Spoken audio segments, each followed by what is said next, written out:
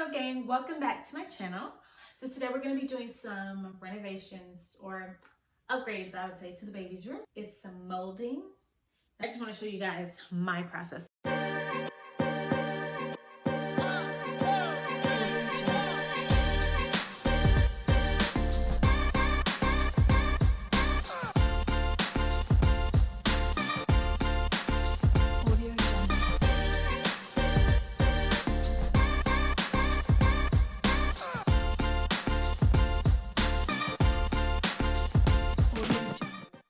And this is the look that we are going for. All right, let's get started. So the tools that we're going to be using are this paintbrush for the small corners. We have this big rolling paintbrush for the wall because we're going to be doing some painting as well. I have this painting tray.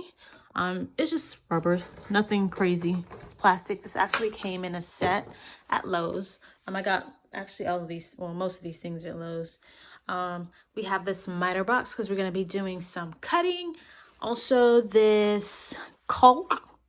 When you go to Lowe's, make sure you ask for the right thing. I forgot that there was an L in that word.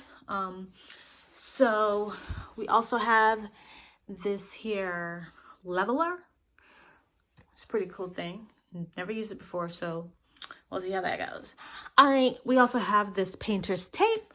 I have this panel board nails. They're 1 5/8, I think inches, 4.13 centimeters. So can't wait to use that. Our measuring tape, our hammer, and this is sandpaper, like I guess it's a finishing sponge is what you call it. And last but not least, we have our molding. So what I'm going to do first is take my measurements. What I'm trying to do is a 3x3 and a 3x2 on each side. So I recruited my husband to help me out a little bit. I just needed an eye from afar. He's also going to measure the bottom to the top so that I can know exactly where I want to put that first piece of molding. All right. I'm going to go ahead and nail it down with the small nails. It is very important that you put the nail in the middle when you're hammering it down, or else it will split the wood, especially when the wood is that thin. Okay. When you're dealing with nailing things down in wood and small nails, you want to make sure that you're using your leveler throughout the whole process so that it doesn't slide up or slide down. You want to make sure it's straight all across the wall. All right, so this is the Miterbox. Now, as you can see, there's the 90-degree angle one where you can cut it straight up. There's also the 45-degree angles where you can cut it this way or that way. All right, so I'm cutting straight through the 90-degree angle, which is a straight line with this wood. The wall is about 7 inches, so it didn't quite fit the whole thing. So I have about 2 more feet that I needed to cut. So I did my measurements and cut it. And after it's cut, I'm going to go ahead and add it to the wall. Make sure you use that sandpaper to kind of buffer the ends a little bit, okay? It looks pretty straight. Some of the wood looks kind of warped. The full length of one is 7 feet. This is a 9-foot wall, or 9.5 feet. So I did have to end up cutting it, as you saw, and I added it right there. So hopefully it looks seamless. All right, so that's the first step. All right, so you want to make sure that it is very secure and have it on the line and be consistent with all of your cuts. You see how I have it right here in the crack. I'm going to take my saw and stick it in here with the 45-degree angle, and I'm just going to cut.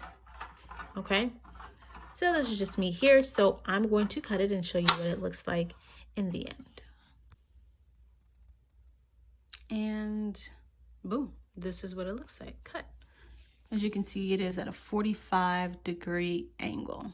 I'm gonna do this to the other side here, but I'm gonna do it at a different angle. So you can see what it really looks like with the corners at a 45-degree angle. I guess the easier way to think about it is if you have the inside, my inside is going down flat, and I just cut it at the angle of where the inside is going, this way. And I just kept doing that for all of them. So inward. So basically, you can see it this way. It looks exactly the same on the other side. But when you do it on the cutting board, I'm just gonna call it the cutting board. You gotta switch sides when you do the different sides to get that. Okay? So it fits perfectly on the edges here. So basically, on the wall, it's gonna be this big square. This is a 3x3 square. I'm going to be using these little decorative wooden pieces to put on the corners here. I have 4 of them, so they're gonna be on all 4 sides. All right. So now that I have all of my pieces cut out, here is what it will look like on the wall. Not really the spacing wise, but what it would look like on the wall for the most part. As you can see, the edges are cut together and they're nice and clean. All right, and I decided to actually make this, the side frames a little bit shorter in width. So I went with the 1 foot versus the 2 foot. I just thought it looked better that way for the look I'm trying to accomplish, okay? So the next step is taking measurements. As you can see, there's lines all over the wall. We were trying to get the center of the wall. So this is a almost 10-foot wall, so we had to do it only about 1 inch off from 10 feet. So what we did is we took the center of this wall, which is about 5 and something, I believe. And then we just picked the 1. And we decided that we were gonna do the center of this panel right here to the very top. So this is 5 feet from the top of that to the top of the ceiling. And since the panel is gonna be 3 feet tall, we decided to leave 1 foot from the top and 1 foot on the bottom and center it that way. Okay? All right, so here we go. So now that I have my first bar here, I have the adhesive on the back. It's a little messy. I'm not gonna clean it up because I'm probably just gonna wait until it dries to do it. I'm gonna go ahead and put in my nails now, and then I'll go ahead and put the other sides to match. So I didn't put any adhesive on those. I just connected the sides. You saw it laying on the floor. It just fit perfectly. So I put the wood that way. I didn't need a leveler on the sides, but if you want to use it, it's probably the best practice. You may have to work with this a little bit. I did put the 2 sides on before I put the top one. Whatever works best for you to make all the squares fit tightly on there, or all the sides fit tightly on there. Do whatever works for you, but that's how I did it. So now that I've taken my measurements, I know that I have 1 foot apart. I did the measurements to make sure that they're leveled on here as well. So I'm gonna put some of the adhesive on the back of this just so that I can keep it stabilized while I put all the other parts together with it. I'm also gonna use the leveler to make sure that it's straight as well. So now that I have my bottom railing, I measured about 1 foot off to the right, and I'm going to measure 1 foot off to the left, just so I can get that bottom one. I did use the adhesive for the both of the bottom ones. So from there, I'll do the same step as I did with the big square. All right, so now I'm going to use some caulk just to finish up the edges as well as where the nails are, just to give it a smooth finish. So of course, the way you use this use this thing right here to cut it on the side. Pull this situation back right here. Put the caulk in here, and then you just push. What I'm doing with the caulk is I'm applying it to all the areas that has a nail on it. You want to make sure that your nails is pushing all the way and that it's flushed. And the caulk is supposed to smooth it out by covering any holes or any imperfections in the wood as well.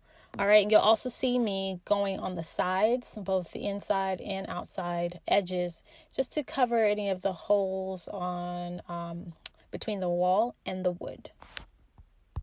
I did use my hands, but I recommend not doing that. I recommend using a tool with a sharp edge just to kind of smooth out the corners. It's much more cleaner.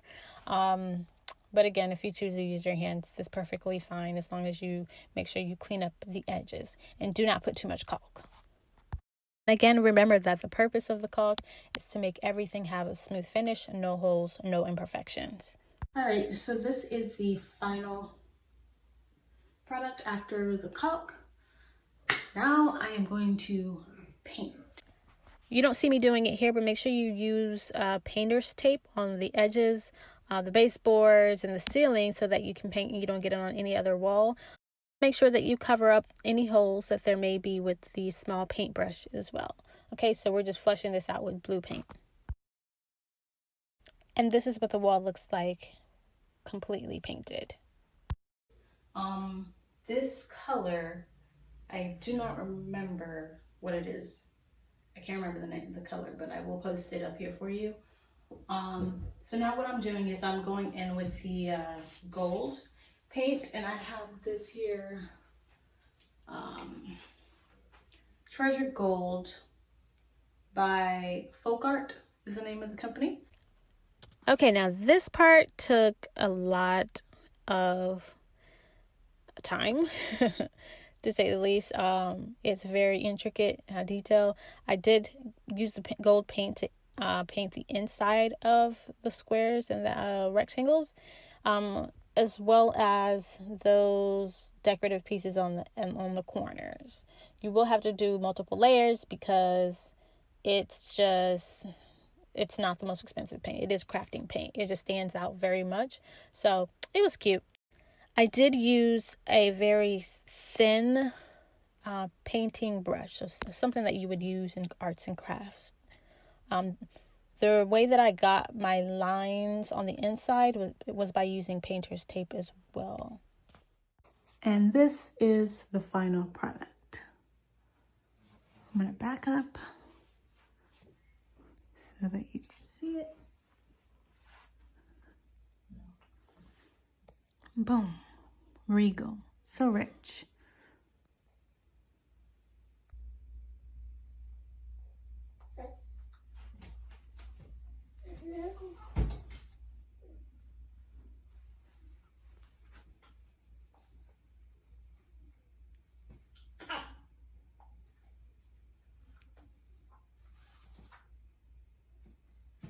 And this is the wall completed. Don't worry about the lion's head on the left hand side. Don't worry about that. It's coming. But yes, this is it, guys. Tell me what you think. I'll be doing more videos. Here you can see some stripes that I did. If you like this and want a tutorial on how to do that, let me know down below in the comments. And for now, don't forget to like, share, subscribe, hit the bell for the notifications. Comment down below, talk to me, I'll talk back. All right, Royals, till next time. Thank you for watching.